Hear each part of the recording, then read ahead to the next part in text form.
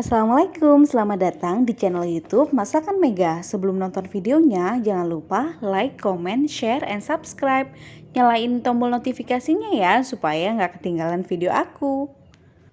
Kali ini saya akan membuat jigiri bubble bread. Pertama, kita siapkan 330 gram tepung terigu, 115 gram susu kental manis, lalu 30 gram butter, bisa juga diganti dengan margarin, lalu 6 gram ragi instan, 180 ml susu UHT, dan 3 gram garam. Yang pertama, kita campurkan dulu susu kental manis dan susu UHT-nya. Di sini saya menggunakan susu UHT yang saya udah simpan dulu di dalam kulkas hingga dingin ya. Kita aduk-aduk hingga tercampur rata.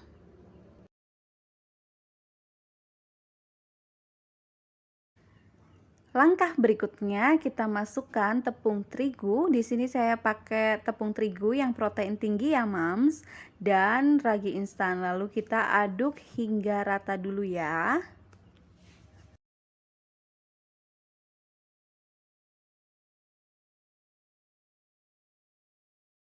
Sekarang kita masukkan bahan cairnya. Kita campur dengan bahan kering lalu kita aduk hingga rata atau hingga setengah kalis ya.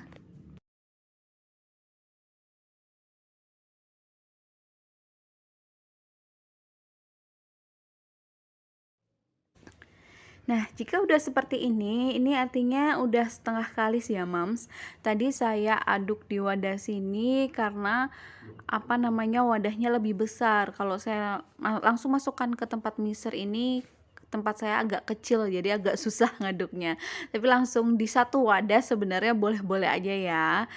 Terus lalu saya masukkan 30 gram butter dan masukkan garam juga. Ini kita mixer hingga kalis elastis ya, Mams.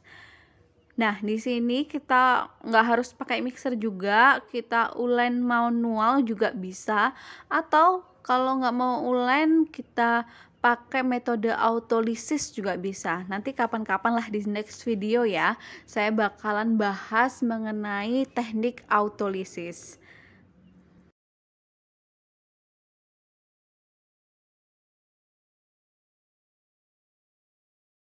Nah, ini udah kalis elastis ya, Moms. Adonannya udah susah sobek dan transparan seperti ini. Atau biasanya juga disebut dengan window pane.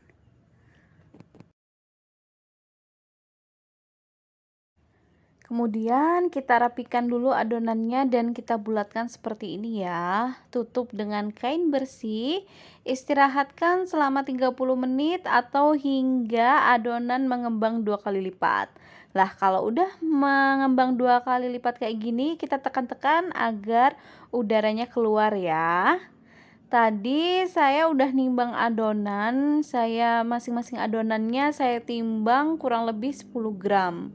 Kali ini saya akan menggunakan topping wijen, Mams. Sebelum itu kita oles dulu dengan susu lalu kita celupkan ke dalam wijennya. Kali ini saya pengen buatnya selang-seling aja ya. Jadi satu ada toppingnya, satu enggak.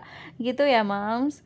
Tapi kalau mau polos gini juga boleh, atau kita isi dengan isian coklat, keju, atau apa aja sesuai selera kita, itu pasti juga enak banget.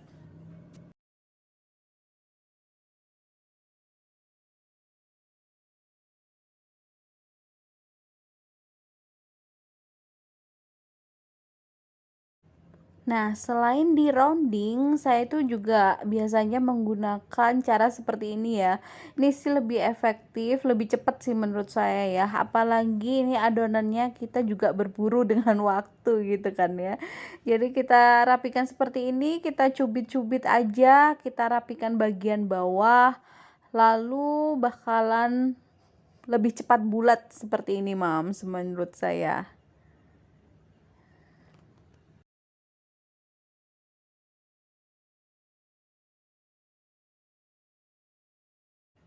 Nah, kita lakukan ini, kita bulat-bulatkan hingga adonan habis ya. Tadi kenapa sih saya bilang kan kita dikejar waktu? karena semakin lama bakalan rotinya ini akan overproofing ya, Mam. Setelah selesai, kita tutup kain bersih dan istirahatkan selama 10 menit. Jika sudah 10 menit, hasilnya seperti ini ya, mengembang 2 kali lipat.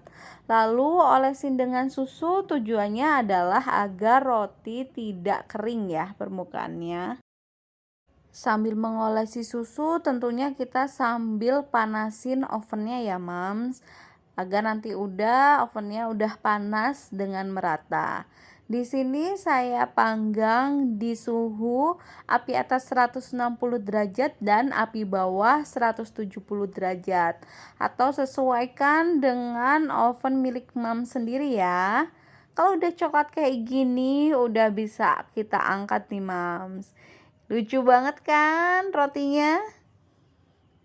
Setelah itu masih panas, langsung kita cepat-cepat olesin dengan butter. Tujuannya sama seperti mengolesi susu sebelum kita panggang tadi, agar permukaan roti tidak cepat kering ya. Setelah kita olesin, kita boleh pindah ke cooling rack ya, supaya rotinya cepet dingin, Mams. Kita zoom dulu, kita lihat hasilnya, zoom lagi, dan lihat tuh seratnya. Bagus banget kan? Ini tuh rotinya lembut, dengan modal dikit udah bisa bikin roti selembut ini. Simple kan cara bikinnya? Yuk masak yuk!